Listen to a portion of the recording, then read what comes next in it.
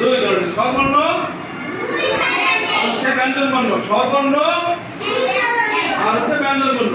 আমরা একটা বর্ণ দিয়ে বিভিন্ন বর্ণ বানাবো, পারবো না? দেখি প্রথমে একটা বর্ণ লিখবো।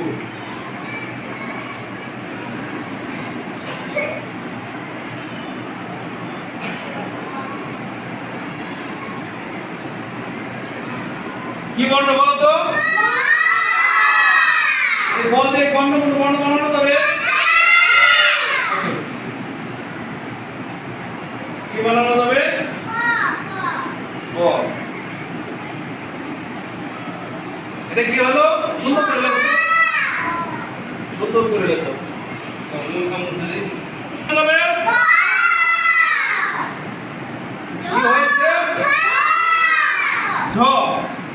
ঝ হয়েছে? তাহলে এটা কারেক্ট সুন্দর ওর একটা হাতে তালে, ওর জন্য একটা হাতে তালে দাও। হাতে বানালাম কি? ঝ। এরপরে আর কি বানানো যাবে? কি বানানো যাবে? ক বানানো যাবে। বানাও তো।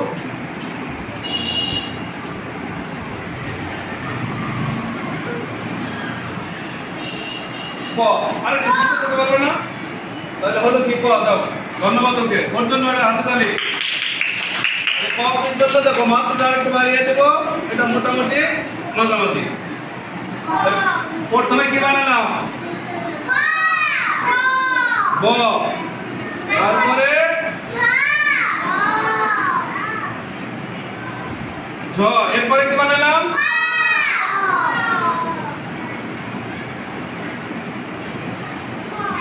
আর কি বানানো যাবে বলো? ছেলেদের একজন আসো তো, কে পারবে?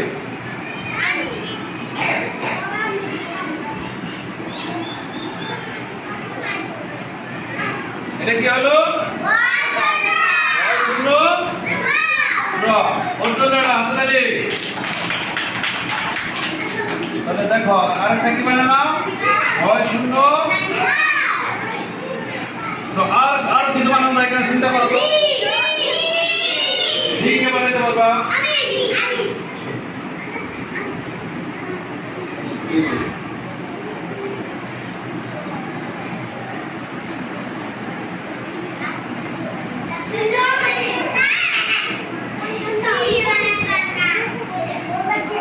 হ্যাঁ রি দাও। এটার একটা কি হবে? রি হবে। দেখো রি আগে কি করব? আগে এটা দিব, এটা দিয়া, এটা এই এইভাবে দিয়া, এ হলো রি। ভ বানানো যাবে না, তাহলে কি বানালাম? দেখো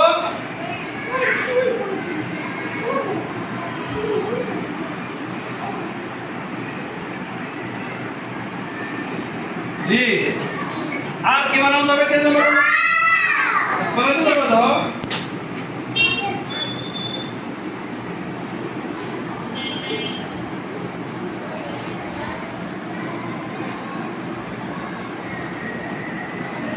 ধ।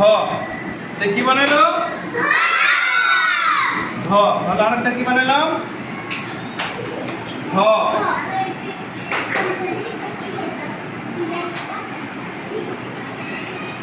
আর কিছু বানানো যায় চিন্তা করো। কি?